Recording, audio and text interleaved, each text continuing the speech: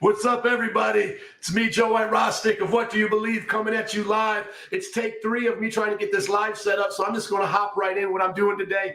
If you care, share it. Let people know we're here to discuss it. I don't do online debates, chat debates. I would rather shave my head with a cheese grater. This is an online platform where you get to chat what you believe after I share what I believe, and then we can leave it at that. If you want to have more for future discussions and all that, find channels like Trinity Radio Broadcasting, Trinity Radio, William Lane Craig, Jay Dyer, other people like that, Modern Day Debate. But this is just meant to be a hangout time. So at the end, if you do want to come on, let me know. I can get you the link. And then here's the intro to the song. Here's the intro to the show that I messed up on before. Hopefully everything is working good. Let's go. What do you believe? Never lacking, slacking, overreacting when I be coming with my reaction. What do you believe?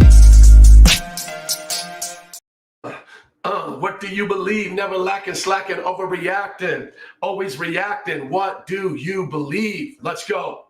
So I'm going to be reacting today. Thank you, Steve, for chiming in. I know you've been with me for like every time here. So we're going to get into this discussion. This is between Richard Dawkins, who is like known as one of the main atheists of our time, reacting and hearing for the first time in person, I believe, his colleague's testimony and how she came to Christianity. And what's so amazing about this is she went from being a Muslim to an atheist, running with Dawkins and them, and has now come to Christianity. And she's going to be sharing with Dawkins, like, this is not what you think. It's not as corny as you think. It really works. Christianity is real, and it's not like Islam, because that's what a lot of atheists and people like to say, is it's just like every other religion. Christianity and all these other people, they all just have their myths. And atheists say, I believe in just one less God than you do. You don't believe in the God of Muslims, Allah. You don't believe in the gods of Hinduism. So I just go one step further and don't believe in the God of Christianity.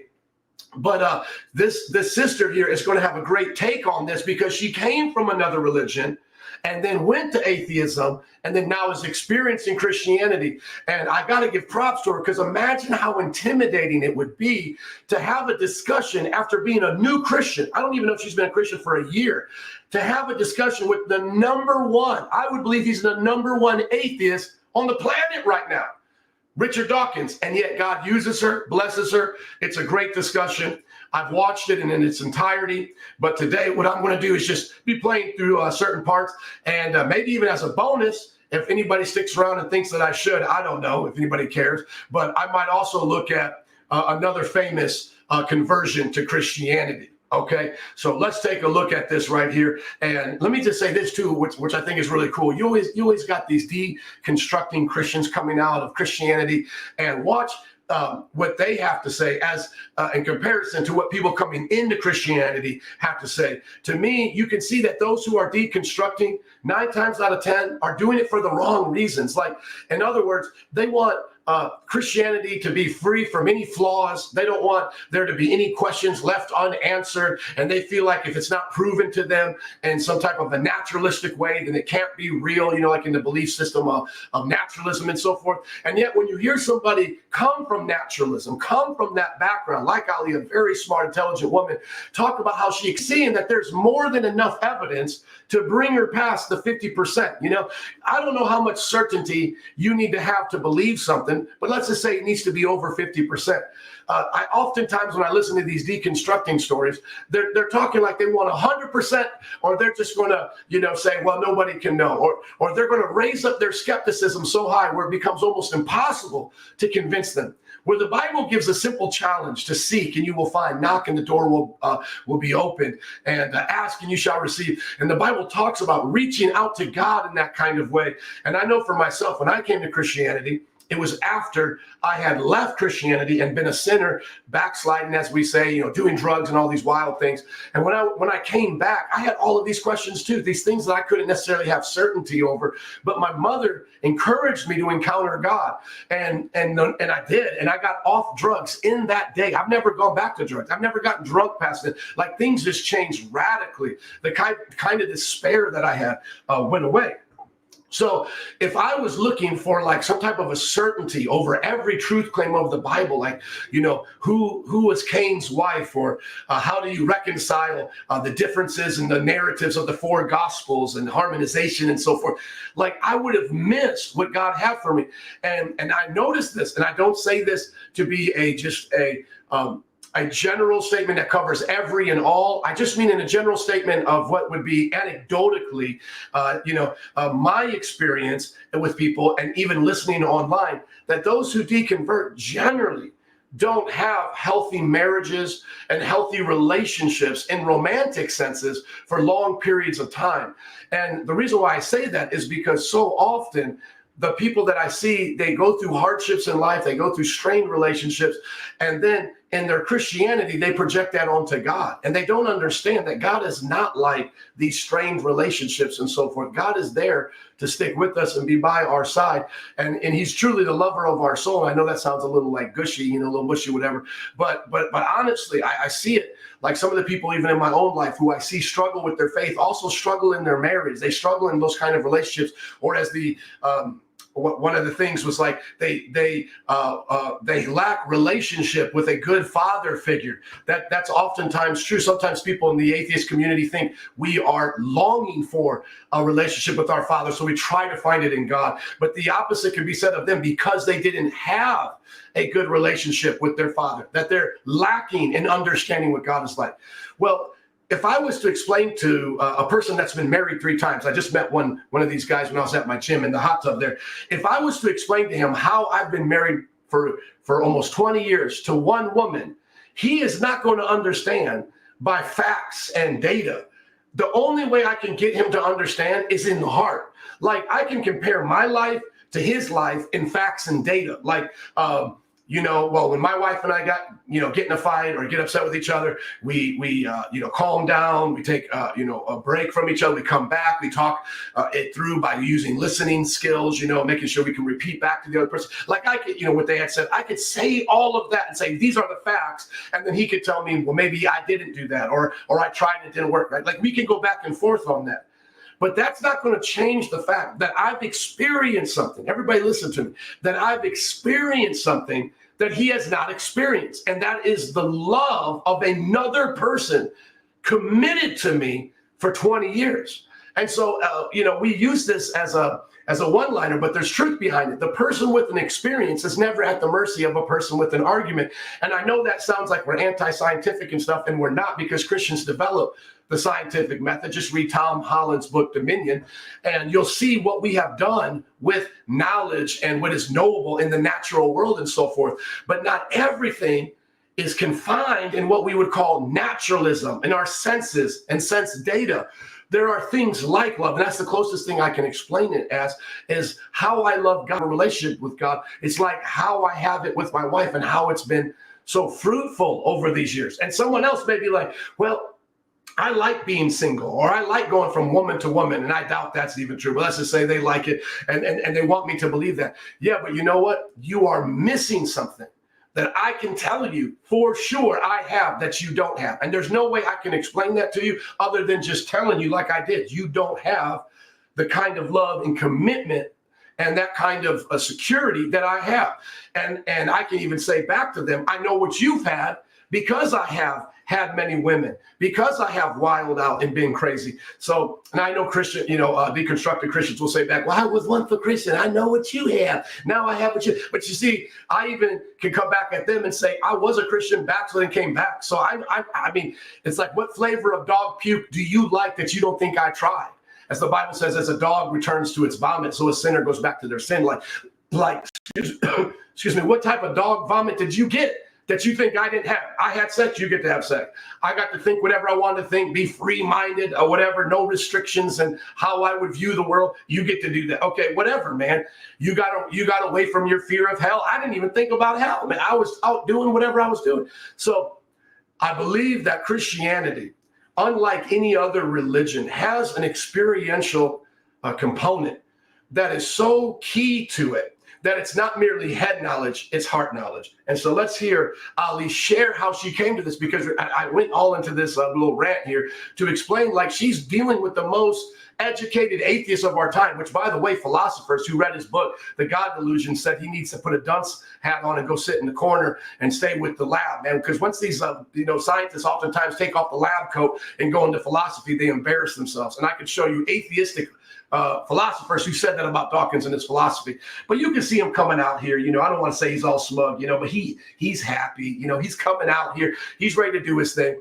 And he's going to challenge her. But once again, listen to the boldness and the heart and the love that Ayaan shares with him. Let's get into it.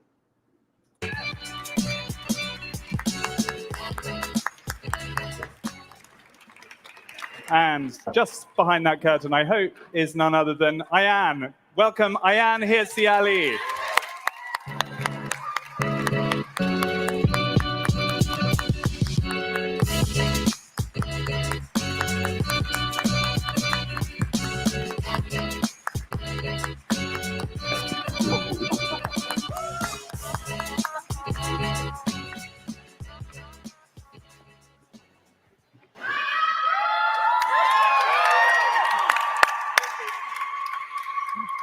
Great to see you, Ayaan. Welcome.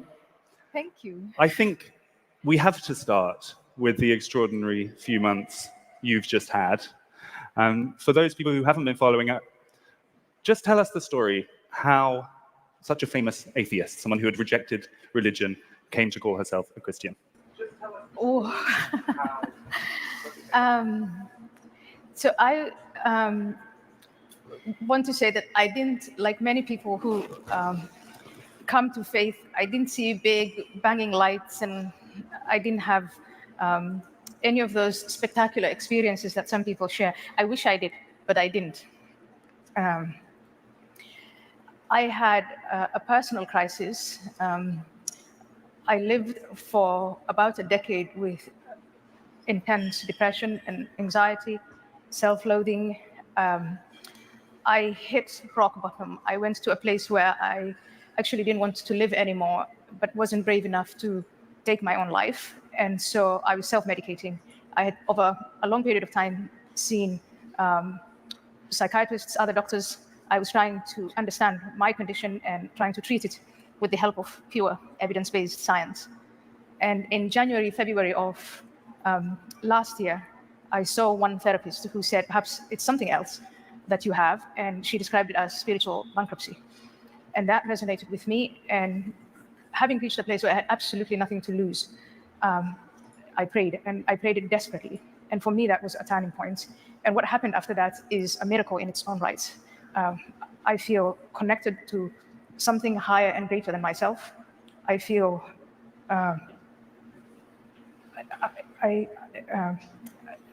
my zest for life is back. You can sell this $5 spatula on Amazon and compete with hundreds of other spatulas.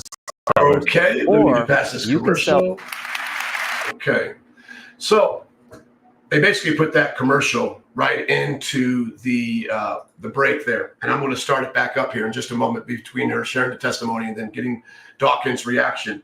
And so what I want us to do is just think about what we just heard, right? Like, she said, I went to evidence-based therapy, and that kind of treatment for the depression that I was facing, and it didn't work. Now, anywhere in here, did she say that evidence-based therapy doesn't work for all people at all time? No, she's not saying that. I'm sure that it works for many people many of the times. And I thank God for mental health doctors. I'm not Tom Cruise. I'm not a Scientologist, thank God, okay? We believe as Christians that all truth comes from God. All good things come from God. Notice what she's saying, though, is that wasn't reaching the part of where she was really hurting, where she was really living in herself. Now, right here, you're going to get to people like I've mentioned before, and I got the book, and I can pull it up here at any time, Alex Rosenberg in the Atheist Guide to Reality. You're going to have atheists trying to say, you're not even a person. So why are you even worrying about, esoteric angst or your meaning, the meaning of life and all of these things, existential angst rather. Why are you even worrying about that? You're not even a person. And a matter of fact, I will pull that up so you can see it from Dr. Alex Rosenberg, so you don't think that I'm making this up. Dr. Alex Rosenberg says at the end of his book, The Atheist Guide to Reality, that the great deception that people believe is that they're people and that there's really no I on the inside of you.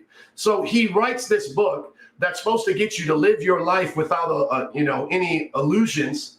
And what he says at the end of the book is the greatest illusion is your very life, your very personhood. Now tell me that's not one of the most goofiest things you've ever heard, because then when you look at the book, how often does he use the word I? Now let me just show you this, okay? Now I'm just going to give this to everybody. You can see it. The Atheist Guide to Reality, Enjoying Life Without Illusions. Okay, I'm not making this up. Okay. Now notice what he says here. He's going to give basically like his 10 commandments by answering like 10 questions or so here. And he's basically telling the atheists, y'all act too much like Christians. You still don't understand really what you have bought into when you deny God. It's not just now you don't go to church and you don't have to worry about hell. You've actually given up all illusions that God and God type belief gave you. So what are some of those illusions going to be? Well, let's go. Is there no God? Is there a God? No. What is reality? What physics says it is. Now remember, physics is not a word on Sesame Street. It's not talking and saying nothing. People who study physics can say something, but here he's already contradicting himself. The nature of reality doesn't come from science walking around as SCIENCE and now having a conversation with you like dancing words on Sesame Street. So if you just denied there's no God, why is anything talking to you and giving any order and description of the universe? But let's just go on with what he's saying here.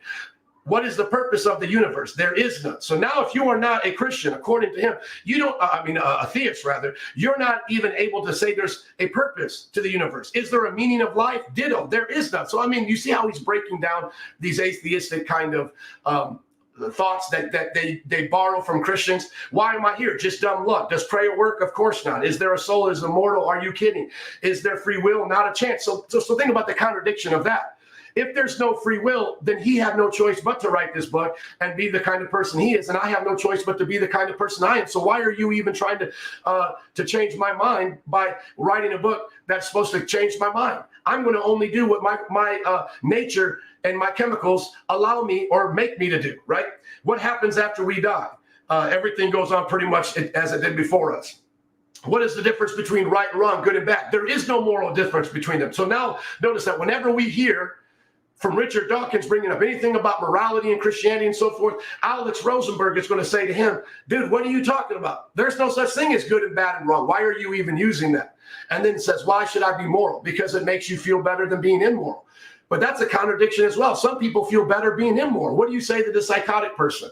What do you say to the person who just loves doing some immorality? Maybe they're not a murderer or a rapist and so forth, but just every now and then they like diddling with children or something crazy. Just every now and then they like to, steal from old people. Just every now and then, and it makes them feel good. What are you going to say then? There is nothing, according to Alex Rosenberg, and what I would consider true atheism that you can even say. Now he says is abortion, euthanasia, suicide, paying taxes.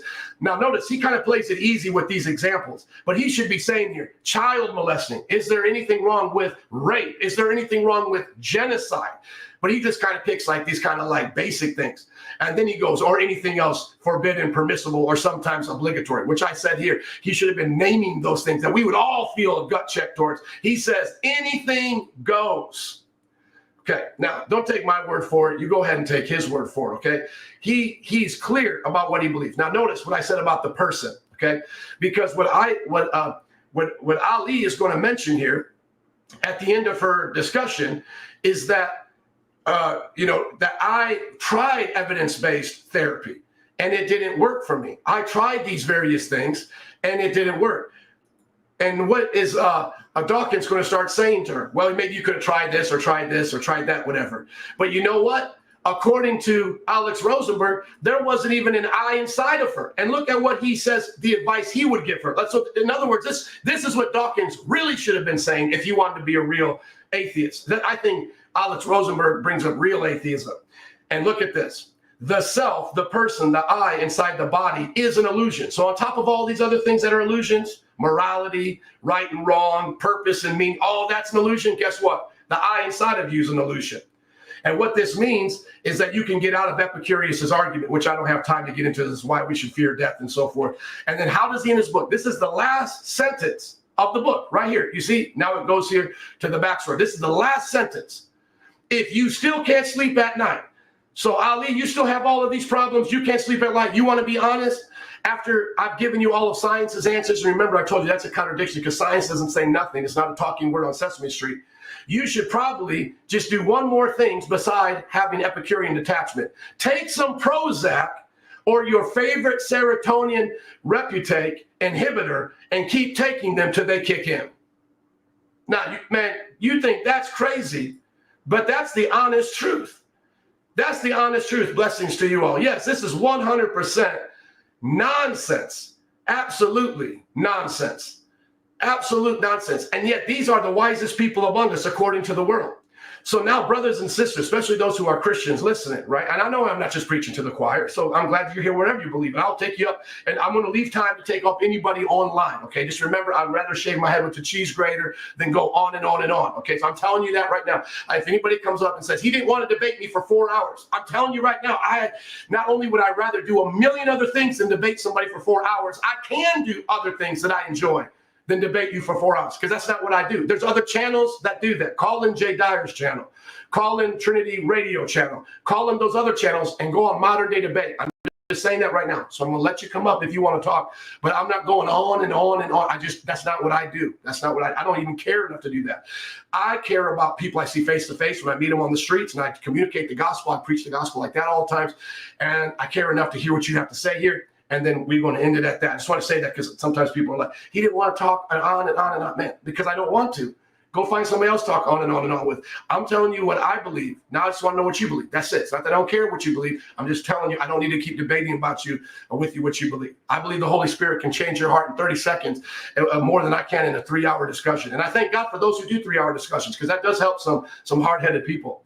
But just notice this.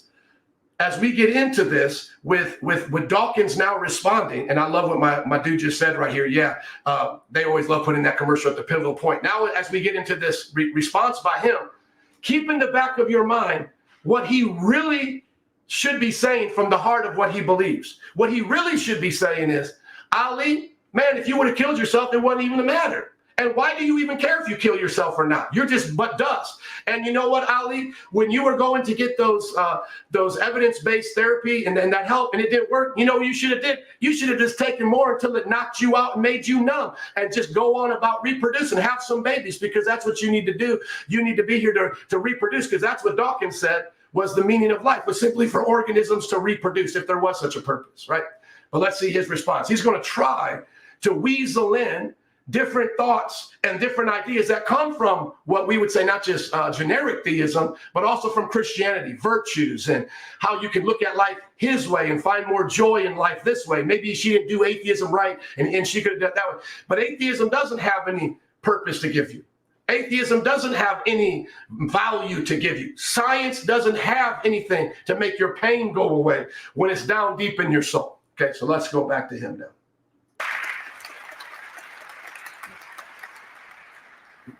And that experience has filled me with humility, I have to say. And it is something that's very subjective. It's extremely difficult to explain. I'm trying to get into the details, the granular details of how I got there in a book, but that is a short, that's the shortest story that I can tell. Let's go to Richard Dawkins' reaction, because that's a moving personal story, but to call yourself a Christian is a bit different. I mean, a Christian has to believe in something. And you go to church now, and you listen to the vicar, and do you kind of notice what a lot of nonsense he talks? I mean, do you really take it seriously that Jesus is the Son of God, Jesus rose from the dead, Jesus was born of a virgin, and that's part of Christianity? I don't know how much you guys will like me interrupted, but I got to interrupt right here. Do you notice how much nonsense the vicar talks? Dude's got the strand of DNA, got DNA, the helix, whatever, on his tie. You want to hear nonsense?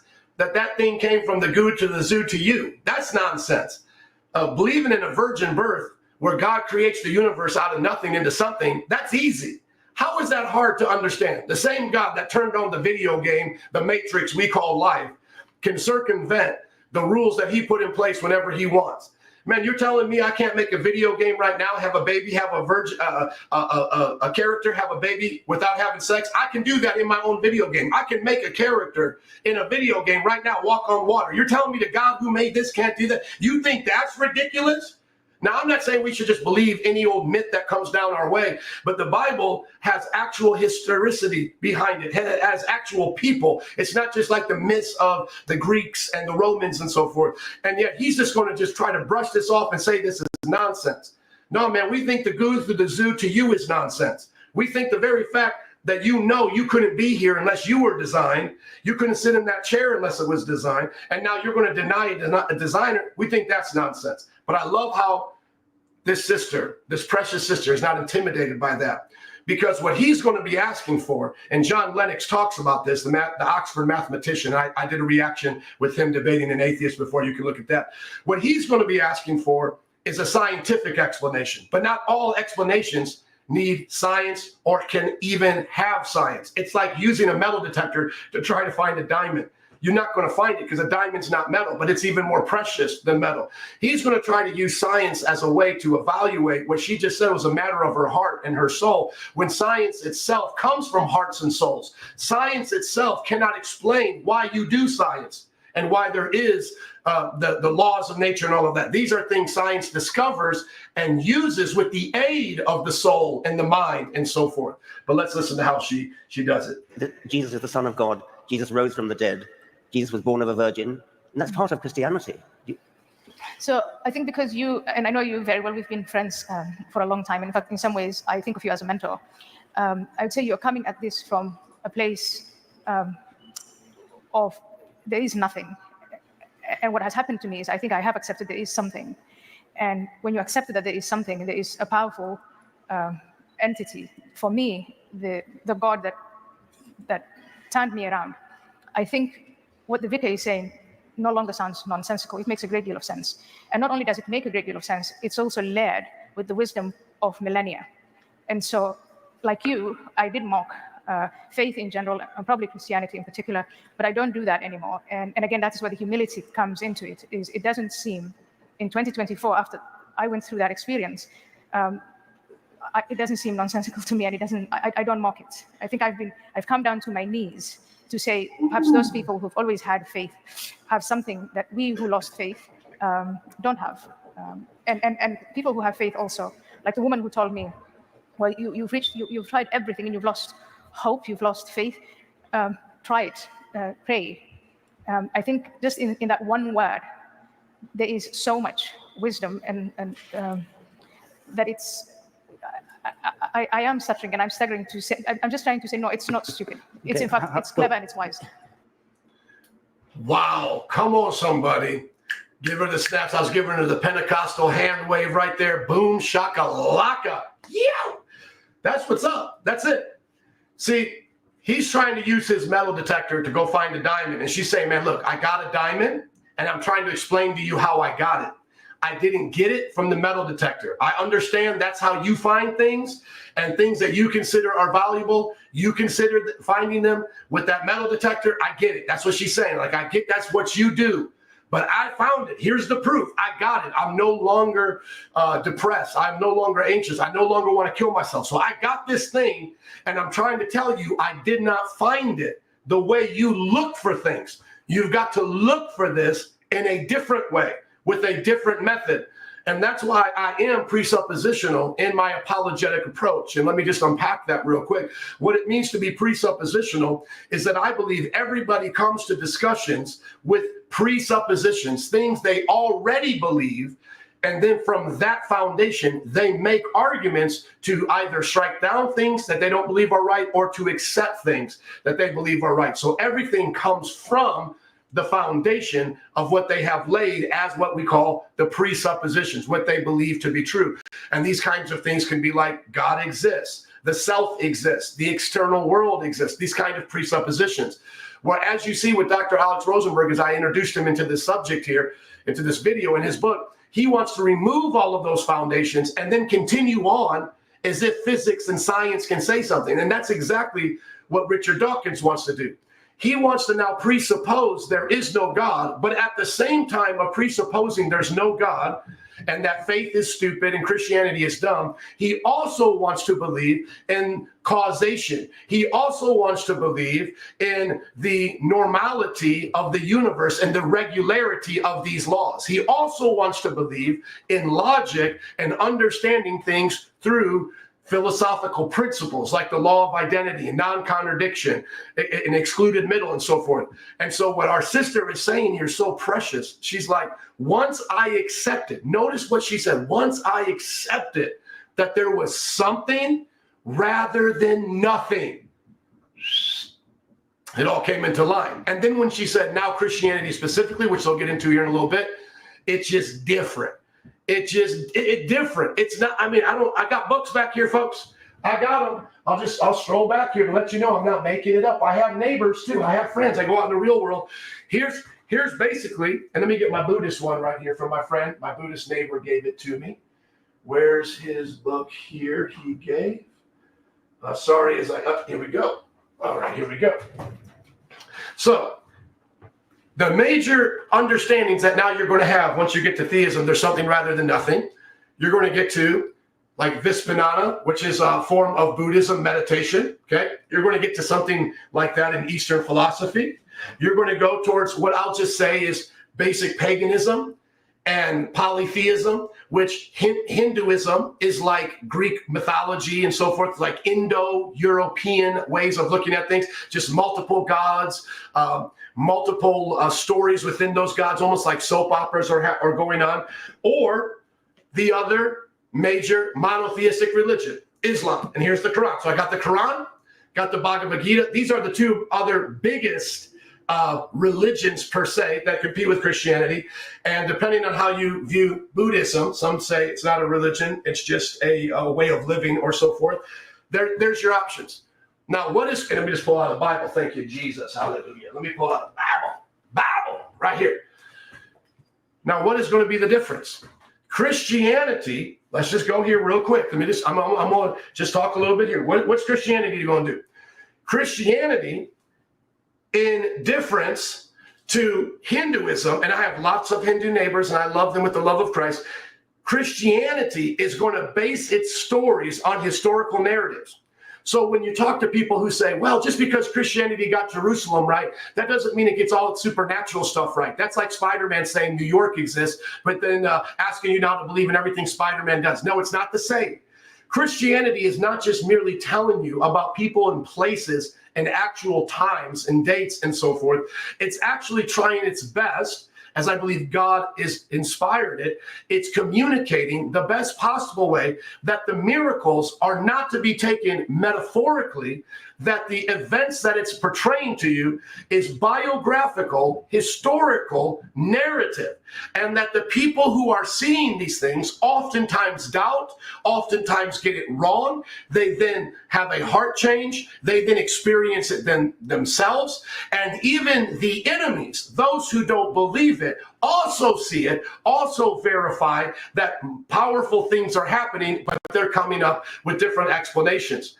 And so anybody, and by the way, I've been to India 3 times by God's grace, anybody that thinks these two ways of telling stories and giving out information is the same has not read them or been around their teachers and their leaders. In other words, when I was sitting down with a doctor in my area, just about a month ago, that is Hindu. And I said, all of these stories, and the Vedas this is just like one little section of the Vedas. They just go on and on and on. The Bhagavad Gita is really just about Krishna with Arjuna before a battle, okay? And you start to get into these stories, and this man is very intelligent, a doctor, right? And he's president of hospitals, and he works with people, loves people, does his best to help people, okay? But I asked him, do you believe that these stories actually happen? Like what you're reading about and what you hear about, that Krishna was blue, or that Vishnu did this, or Ganesh lost his head and then he had the elephant head replacing him, and all these other gods. They said yes, but not like how we have here, like other universes and other places. And the reason why that is because they know they can't rationally explain and give location, date, and time, and genealogy, and leftover artifact to these kinds of civilizations and these kinds of descriptions of the world in which all of this can possibly take place. It's not really happening. And just even now specifically towards Hinduism, much of what we now know about Hinduism actually came after Christianity had already reached India, and they wanted to start writing down and recording in detail their stories, which I'm not trying to say they didn't have them before Christianity. They can predate them as well, but I do believe Judaism predates their stories as being written and recorded. I think most scholars believe on that as well. But I'm talking about the specific stories that they try to relate to be more beneficial, the ones that are more popular today, were written down after Christianity, especially those like the Bhagavad Gita and Krishna and so forth.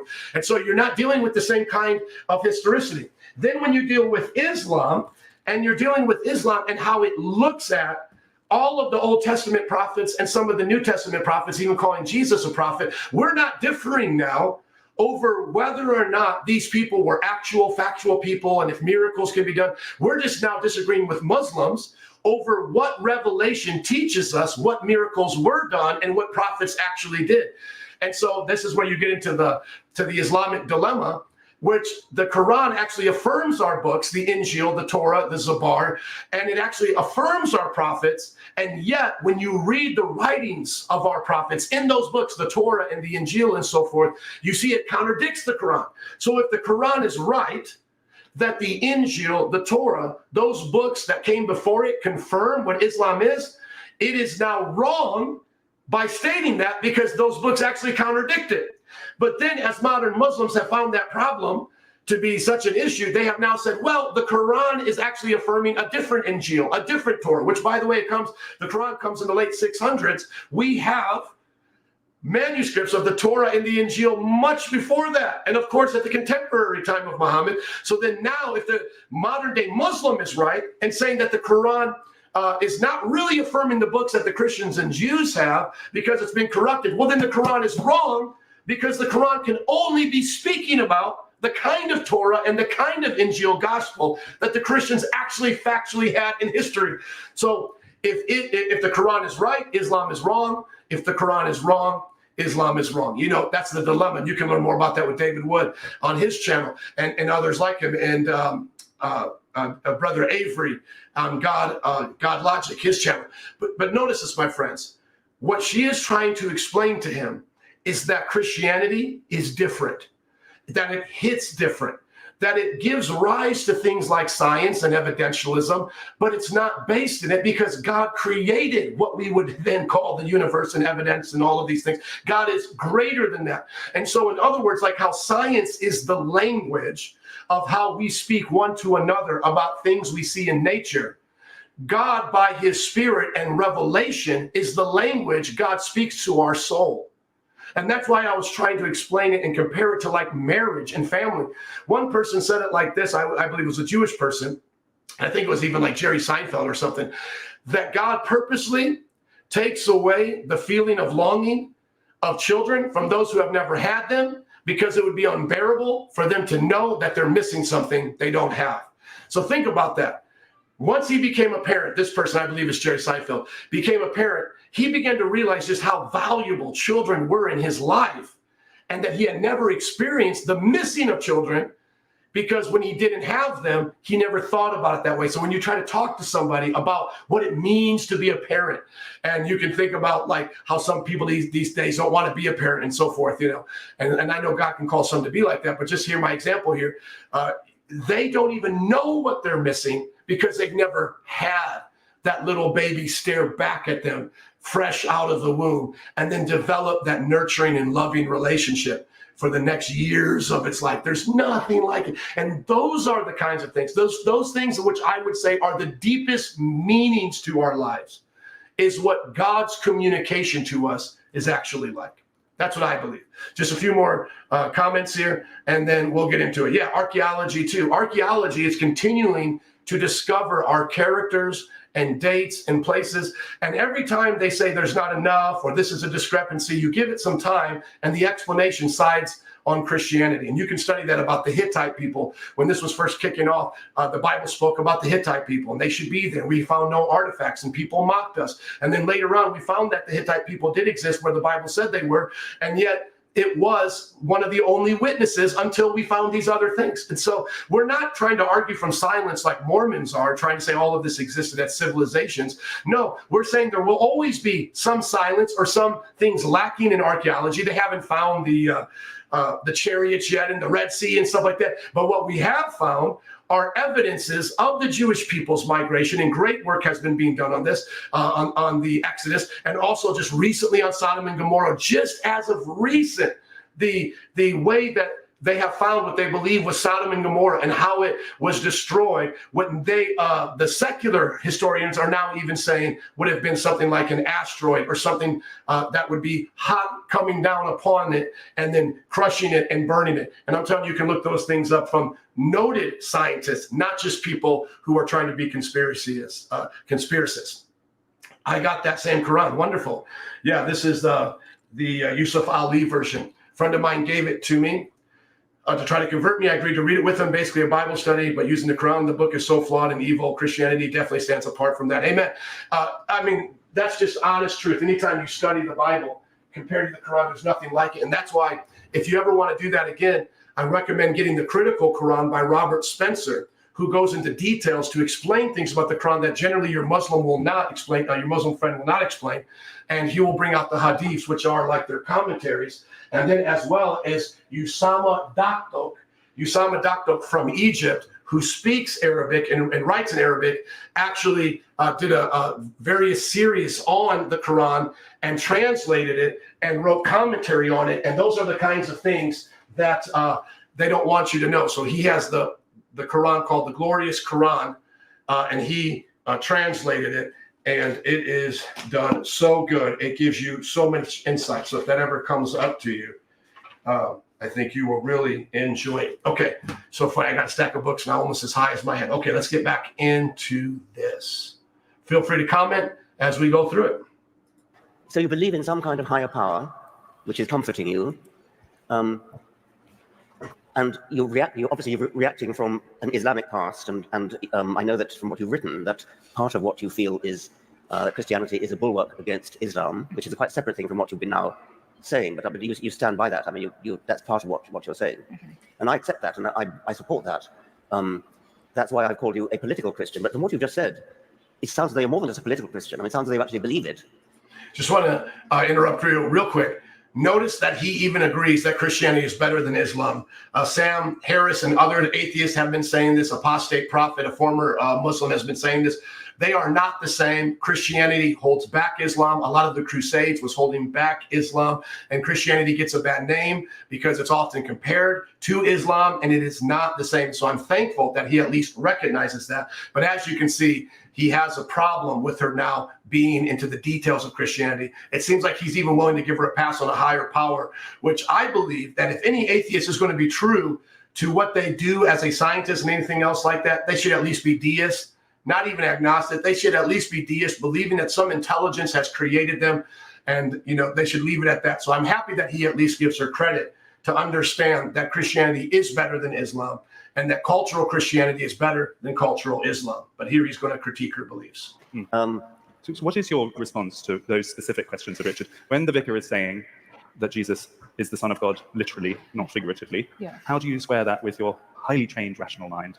Well, it is, again, different planes of perception. So I choose to accept Jesus Christ, the teachings of Jesus Christ, the story of Jesus Christ. I choose to accept that. So on the personal level, the rewards I get, very subjective again, but mine and through choice, which is separate from where I think that, aside from my personal experience, the history of Western civilization is mainly Christian, and that the external forces, for instance, the spread of Islam, non-violently or violently, and the challenge of Islam and the message of Islam to Western civilization can be countered and should be countered with the message of Western civilization, which is essentially Christian. And in that sense, I think there are more people who agree with me, but that is on the societal level. And then on the civilizational level, I think that every moral, you've used yourself, Richard, the phrase lately that there is moral Christianity and there is cultural Christianity. And when moral and cultural Christianity collides with moral and cultural Islam, or moral and cultural Confucianism, or cultural authoritarianism, I think that perhaps we're on the same page about that might be a way of countering it. Yes. But on the personal level, yes, I choose to believe in God. And I think there we might say, let's agree to disagree. Love it, love it, love it, love it. Okay, so she brought up the two planes, and then she also brought up the benefit of Christianity. So let me do this and this. And what I'll do here is I'm just going to show you that I have the book, just so you can understand that I'm not just saying this because she said it or somebody else said it. I've done the reading. Obviously, I don't read every book that I have in these libraries and all over my Kindles, page by page. Well, I shouldn't say obviously. I guess some people do, but I'm just not able to do that. I look at them like resources, and I try to delve as much as I can into them. And so I just want you to see here in Tom Holland's book on Dominion, he's an atheist. He was once a Christian. Now he's an atheist. And he basically says how Christianity, how the Christian Revolution remade the world, okay? A galloping tour of Christianity's influence over the last 2,000 years. Now, what I'm going to do just to simplify this is I'm just going to bring up chat GPT to help right here to show you all of the things that Ayaan is mentioning from someone like a historian like Tom Holland that comes out clearly in not only just people of faith, but people who are going to be honest and say, yes, Christianity did these kinds of things. Even the deists, even the non-Christians of the American Revolution and so forth understood what Christianity and the beliefs of Christians did for them in the Enlightenment, in the secular worldview. It helped them so much. So list 10 things Holland states in his book that Christianity did for society. Just to show it there, so we don't have to read through the whole book. And I didn't have this prepared ahead of time. I just want you to see it list out. Hospitals, charities, okay, foundation of universities, abolition of slavery. Slavery still exists in many parts of the Islamic world even right now. Okay, promotion of human rights, advocacy for human rights, education for all.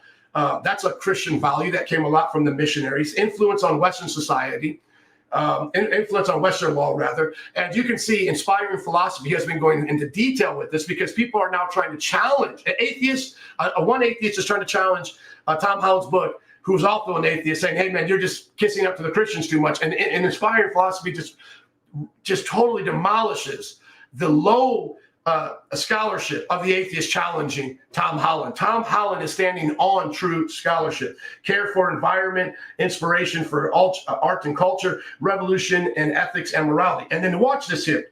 What studies currently have shown that Protestant Christianity has positively impacted Central and South America? These are some of the newest studies that are coming out right now that are showing that Christianity is impacting societies that were even Christian in one sense by being Catholic, but Protestantism specifically not having to adhere to a set of dogma, but being willing to learn, like how we do from Scripture, learning from our mistakes. That's what Protestantism actually does. It's a reforming movement, and they put that into their mindset of learning. Look at these studies that have been coming out, okay? These studies have been coming out that Protestant Christianity has been doing all of these things. And what's funny here is it's actually being reported by the Catholics because they see in what's happening as it's becoming where a bit more Protestant, where it used to be Catholic. Cite the actual papers. Cite the actual paper, because I've seen these before. And I'm just going to have them here for you. National Catholic Reporter, the Christian Post. These are actually just magazines. These are articles. I'm going to put peer-reviewed articles. That's what I'm looking for. These peer-reviewed articles on Protestantism. Here we go. It's going to start listing them out. Yes, El Salvador was the one that I was looking at. This was done by Cambridge. Let me just click on that while we're waiting for it right here, the rest of them. Just so you can see, it's not only just something of the past that Christianity has done, it's also what Christianity is doing. Changing landscapes of faith, Latin America's religions in the 21st century. And it talks about, I believe here, how it's making a positive difference. Here's another one. Yeah, well, there's more civil engagement. There's more economic impact. I believe that's just from the same article. So you can look those up at your own time. So it's not only just what we did in the past, it's also what we're doing now. So once again, what is Dawkins going to try to do? He's going to try to push on our actual beliefs of faith. And as she is saying, there are two tiers or two realms or two ways of understanding things. Keep remembering that example that I gave of trying to find a diamond with a metal detector. Remember, diamonds are more valuable than metal detectors. And yet people are going to try to say, if I can't find something with a metal detector, then it's not real. No, you are supposed to realize there are things that are even more valuable than metal detectors, and they're more real in that sense, more valuable. And yet you don't find them with metal detectors such as diamonds. Let's keep going here. I didn't hear that. She's saying, let's agree to disagree on the details. I mean, But it's more than just details. I mean, okay. I want to say two different things. Let's take the moral thing first. Islam is a nasty religion. I think we agree about that. But Christianity is not all that nice either. And when you think about Christianity, Christianity is obsessed with sin. St. Augustine. Just notice this. When I say he goes into a moral argument, what right does he have to go into a moral argument according to the doctrines of atheism? He has none. But now he's going to say, okay, yes, I'm making a value statement that Christianity is better than atheism, but now I don't think Christianity is that good. Well, what are you putting on the other side of the scale? What are you using to make your value statements? If I say McDonald's hamburgers are not good hamburgers, what am I comparing it to? What is my standard to compare McDonald's hamburgers to? Five Guys? Shake Shack? What am I comparing it to? When he's saying that Christianity may be better than Islam because you're comparing those two, now when he says Christianity is not good, what are you comparing it to? Are you just comparing it to some chemical in your brain that just got you to say this because you don't even believe you have free will? And even out of his own words, he says that the whole world itself is blind and pitiless, that there is no mercy, there is no good, there is no evil. It's just blind and pitiless indifference. And so now he's going to try to make an moral argument. Do you notice the changing of categories here? Do you notice the non sequitur, as the philosopher says? It doesn't follow. She is talking about the basis for all existence coming through God, and then God revealing himself through Christianity. And now he wants to attack Christianity when he has no ground to stand on. Dawkins, before you even go to Christianity, give me the grounds of existence and how you can choose between religions. I can choose between religions because I believe there's a God that makes me with a brain that has capacity to function with my soul to understand things. How do you explain you understanding anything? How do you explain knowing the difference between good and evil? He can't, not in his worldview. So you notice he's hypocritical here. Not like he's a bad person any worse than anybody else that has sinned. I'm just saying he's hypocritical in the sense of he's using a standard that he himself denies. Said that we all inherit the sin of Adam. Well, of course he didn't exist, but so we inherit original sin. Original sin came down in the semen. Jesus was not conceived with semen, that's why he's clear of sin. His mother Mary had to be clear of sin as well, so she had to have an immaculate conception. This is all obvious nonsense. This is all theological bullshit. And the idea that humanity is born in sin and has to be cured of sin by Jesus being crucified, Jesus being punished for all our sins, and that is a morally very unpleasant idea. I'm sure you must agree about that. I find that Christianity is actually obsessed with love, and that the teachings of... If you're not making $158,000 per year, but you'd like to... The teaching of Christ, as I see it, and again, I'm a brand new Christian, but what I'm finding out, which is the opposite of growing up as a Muslim, the message of Islam, but the message of Christianity I get is that it's a message of love, it's a message of redemption, and it's a story of renewal and rebirth. And so Jesus dying and rising again, for me, symbolizes that story. And in a small way, I felt like I had died and I was reborn. And that story of redemption and rebirth, I think makes Christianity actually a very, very powerful story for the human condition and human existence, and the pain of suffering, but also our internal the recognition of what you call sin, but perhaps the character defects, that both good and evil are there, but that both good and evil are in us. I think those teachings in Christianity are far more powerful and have led to, I think, the flourishing of Western civilization compared to, say, growing up as a Muslim when I was taught that really the only way for you to be faithful is to fear, naked fear, and to have these sets of obligations which you basically obey. And that was very much about power, it was centered around hellfire and all of these other things. And so Christianity, as I experienced, I'll give you an example.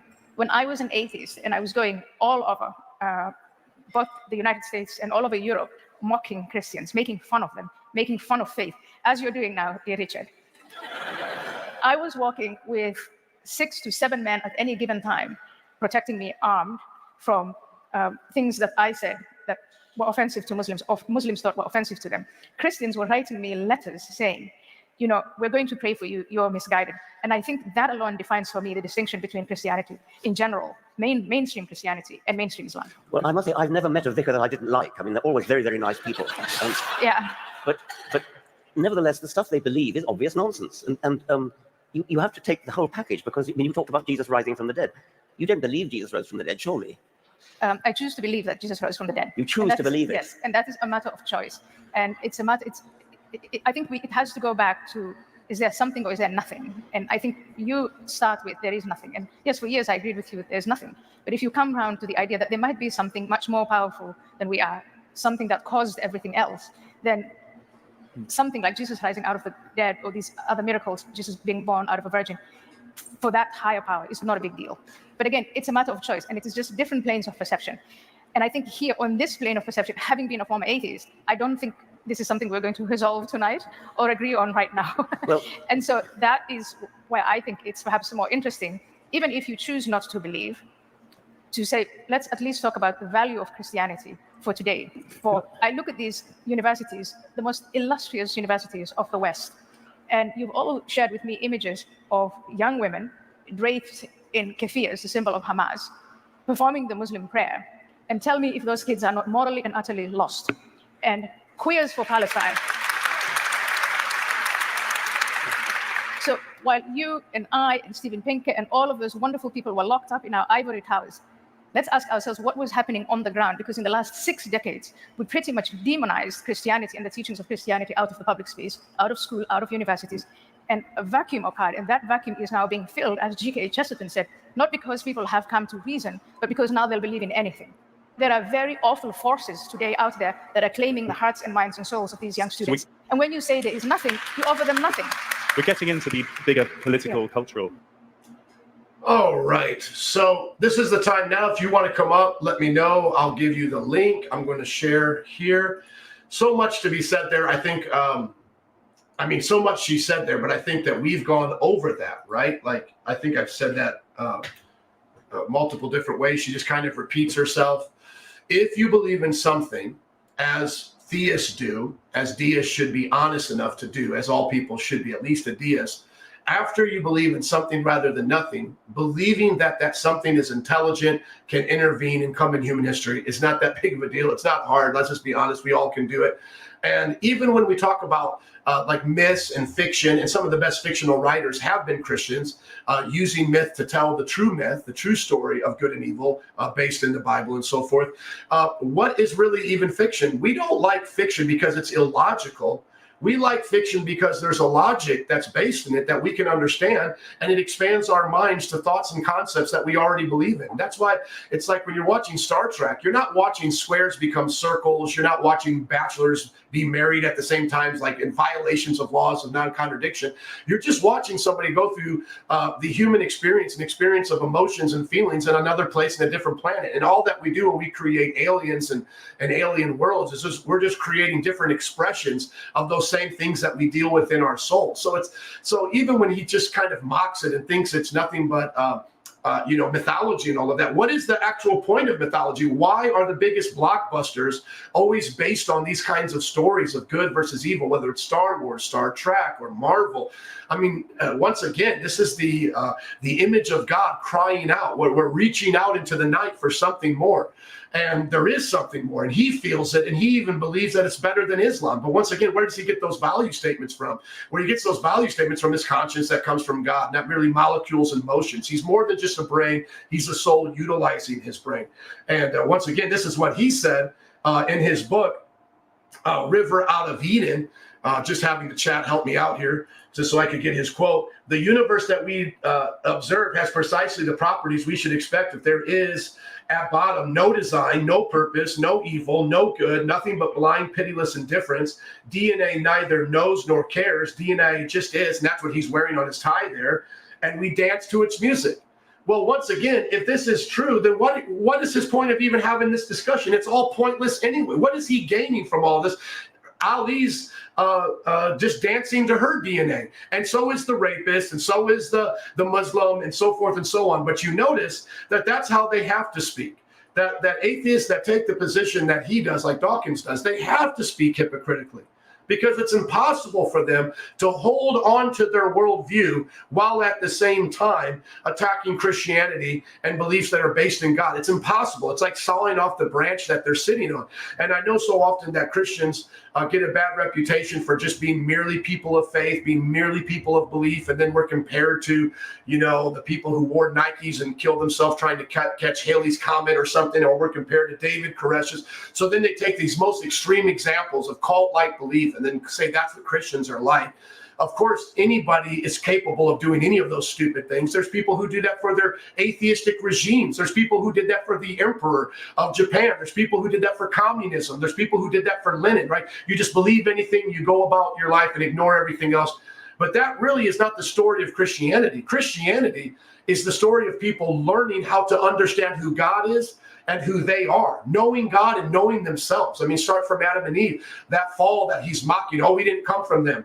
But now that they recognize there's a mitochondrial Eve, right? Now they recognize that there had to be a start of the human race at some point, right? And that we're all ancestors of one race, the human race, and that there's not really what used to be taught in eugenics and other different belief systems, like what Hitler adopted and so forth, that there's different kinds of humans, and therefore the stronger need to survive and help that process. Now he's kind of adopting that we're all of one race, that we're all of one people group. And yet he has no reason to, in his own scientific belief, to explain how in the world the first living organism started, let alone the first human person.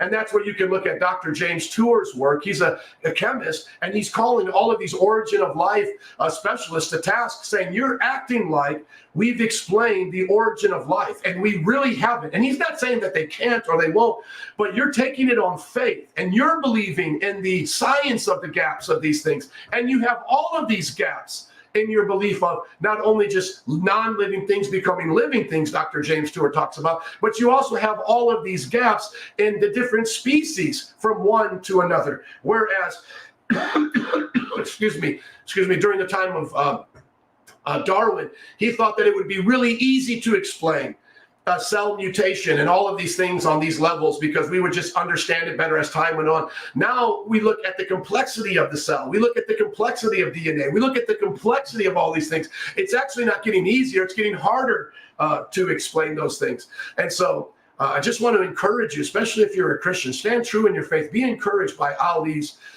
testimony there. She didn't have to fight him in the evidential realm. She could stand on her subjective testimony because she had the objective truth of God being something rather than nothing. And then Christianity goes through the rest of those steps to explain it in a way that I believe satisfies our curiosity and gives us the objective truth of God in the virgin birth and those different things. I believe it is objectively true. I don't just believe it because it feels good. I believe it's actually true. And it makes the best sense of all the data that we have, especially Jesus. Like if you just start with Jesus and understand his life and where he came from and what happened while he was here, I think a lot of those things come into place, the virgin birth, the death, burial, and resurrection. And obviously that changes everything if that's true. So then you look back at his life and what he taught. And he taught that Moses was real. He taught that Noah was real. And he taught that these stories were actually a part of our history. So I know there's a lot right there. And there's many books that I can continue to recommend, like Gary Habermas on Jesus and his resurrection and things like that. But remember, the atheist who's just going to flat out deny this is not now really looking for evidence. What they're really looking for is 100% certainty. But they don't have that in anything, and yet they're asking that from us as Christians. And so that's why I believe starting with atheists on their existence, on their presuppositions. Because then when you start there and you can get them to get past nothing and to something, then they can decide how true the belief is in X, Y, and Z. For me, I take the core fundamental truths as God as that he taught in his word about God, his nature, Jesus, and so forth. I take that at the highest level. And then there's other things that I'm not sure about, like even like how he said original sin with Adam coming through the doctrines of Augustine. There are multiple church fathers that had different views on how sin came into humanity, that it doesn't necessarily come at birth, that it simply comes through a fallen nature, and then man chooses sin individually over time in their own nature. Like, it doesn't necessarily even have to be the Augustinian model of original sin. And that's why when I talk with the people who are like this, I like to remind them, why are we doing Bible studies over things that Christians disagree with? Some Christians are theistic evolutionists. Francis Collins, who was a leader of the genome code, mapping the gene code. Francis Collins, who worked for United States Health Department, okay? He's wrote about how he's a theistic evolutionist, and he has the organization that he started, BioLogos, okay? And I'll put some of these resources up here. Do I agree with, theistic evolution? No, but he's still a Christian. In other words, being a Christian doesn't mean we all have to believe everything the exact same way, because we're going to have different levels of certainty. So BioLogos started by Francis Collins right here, and as I said, he worked there on the mapping the human gene code with the National Institute of Health, right? And he was on the Human Gene Project. Okay, I would rather Richard Dawkins believe in God as an atheist and be a Christian as Francis Collins is than to be the kind of foolish person he is now. Because the Bible says the fool has said in their heart they don't believe in God, right? There is no God. Like be Francis Collins, bro. At least understand that if there's something and we didn't come from nothing, we came from God, and he used evolution, that's even more evidence to God's grand design. If he could have it be self-replicating and be passed along in millions and billions of years and not end in heat death and not end in a black hole, that's another evidence for God. So that's the way I kind of look at it, even though I am a young earth creationist. And then, as I was mentioning before, just some of the things that where Dawkins, he's making fun of, oh, you actually believe in an atom, which now they understand mitochondrial Eve, like I was mentioning before. But notice that if you don't believe in this kind of common descent, you will turn into an actual racist, which is one of, because he's wearing the DNA helix there, right?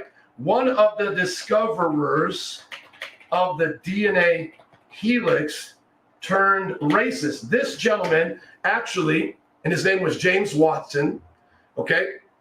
James Watson has a remarkable long history of sexist, racist public comments.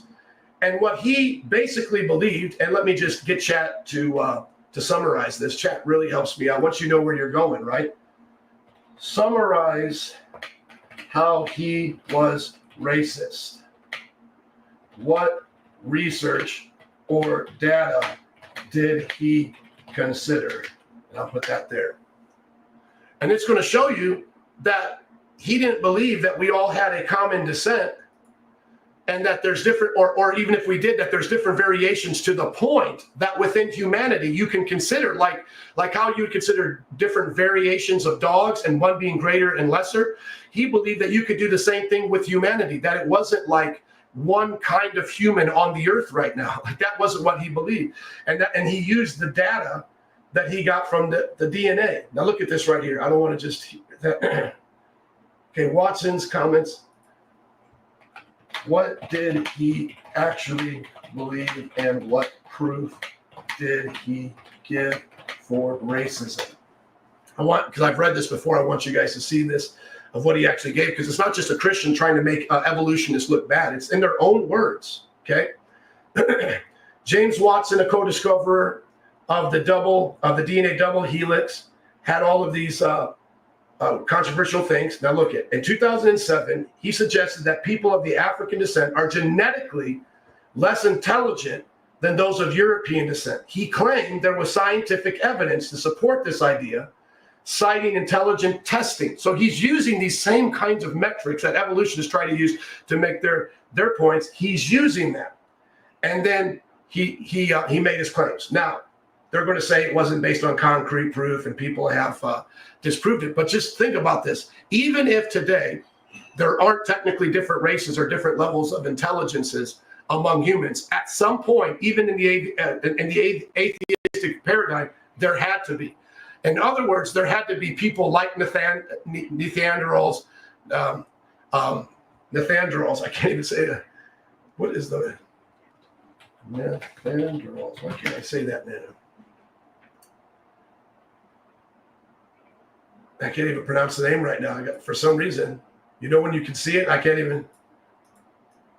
Neanderthals. I gotta Neanderthals. Isn't that funny? I also can't really spell very good. If you've noticed, I'm gonna have this pronounce it for me. Pronounce right here. Neanderthals. There we go. I was missing one vowel. Neanderthals. Okay. Now, even according to evolutionists, at some point, there's probably going to be a crossover of Neanderthals, of certain versions of humans as you look at human evolution, human evolutionary chart, right? As you look at this chart, these are going to cross over at different times, right? Well, how do we not know that we're not crossing over at that point right now? How do we not know we don't see one starting to pull away while one gets, stuck in its own gene pool, but one is starting to pull away. So just like there were in times past, more or less intelligent humans, or human-like, creatures, how do we not know in the future there also will not be this continuation? Because we just kind of stop it right here and go, well, here we are. Well, if you lived at the time of these folks, there's going to be a difference in intelligence between these two folks, right? These two guys here, right? Now, how do we not know that there's not another one coming after that? Right. So that's my point, is that he mocks, he mocks Adam and Eve. He mocks these kinds of beliefs. And yet he doesn't even understand what he is mocking and how he has to be dependent upon what we believe even today. He has to be dependent. Otherwise, he's just going to be a racist. He has to be dependent upon the belief that somehow we're all equal right now, that right now, as they used to have humans use with Aborigines and so forth. But right now, there's no different kind of human species on the planet. Right now, there isn't, but there will be maybe in one day. And someone in our future, they're going to find that, and they're going to have to deal with that, right? And in the past, there was, but right now, there's not. But yet he wants to mock that. In Christians, that say one race, the human race, that God specially created Adam and Eve to procreate the human race. And yet, once again, like I mentioned with James Tour, they have no evidence. They have no evidence for how life started. Look, I'll just put it here in chat as well. Just putting it right back up here. Is just talk about concrete evidence. Is there concrete evidence or scientific support to how life started from non-living things? Nope. See, look at this. All we have is a few experiments that haven't taken us far enough. While there is no concrete evidence of exactly how life arose, there is substantial scientific support for various stages and mechanisms. So what is he doing right now? They say we have a God of the gaps. We say they have a science of the gaps. And once again, James Tour, who works with this, is not even saying we won't be able to maybe fill in more gaps. But he is saying, as of right now, everybody who's mocking Christians that believe in special creation, just listen to that, special creation, that God did something special here, that they are to be taken serious, because we still, even after the 1950s, haven't gone beyond this. Now, notice this. This was the best experiment that they had, that if they had all of these kind of conditions, all of these kinds of things, and they could do all of this, remember, with all of their intelligence, that somehow they could show how they could produce amino acids and so forth. That, since the 1950s, has really not expanded to anything close to what we would need to have life. As a matter of fact, all of the things they took for granted and the steps in between are now all being exposed. Since the 1950s experiment, how many new gaps concerning non-life to life need to be filled? Specifically, new gaps. Look at this. New gaps that need to be filled. Look at this. They are still trying to do this. Look, formation of complex biomolecules. Researchers are now focusing on these things like RNA and how they can do it. However, forming long chains of RNA or proteins in the chaotic prebiotic environment has a significant gap. So notice what I'm asking here. It just goes on and on and on. I'm not trying to be a scientist. That's not what I do. I just study it, right? And I'm just sharing these things with you. So notice how he mocks what he is taking by faith. And we are simply saying, God knows, God did it, and we're here now, and we need to take serious not only the science of the human nature, but we also need to take serious the soul of the human nature. So hopefully that encouraged some of you today. I was trying to keep it under an hour, but I went over. I know. Thank you. Neanderthals. Isn't that crazy, man? I have a doctorate degree. I've written over 20 books myself, and I get paid to speak for a living and read for a living and write for a living. And yet sometimes I can't even say a word. Sometimes I can't even spell certain, like the most simplest words. I remember I was with my kids the other day, and I don't even know what the word was, but it was like so simple. And I was like, asked my 12-year-old son, how do you spell this? I just say, like, brain just... two molecules collided or something. I know. Thank you for helping me with that. All right. Anybody want to join? I don't see anybody in the lobby. That's okay. This is what I believe. Thank you for joining with us. I want to know what you believe. Let us know below. God bless you and have a great day. Never lacking, slacking, overreacting when I be coming with my reaction. What do you believe?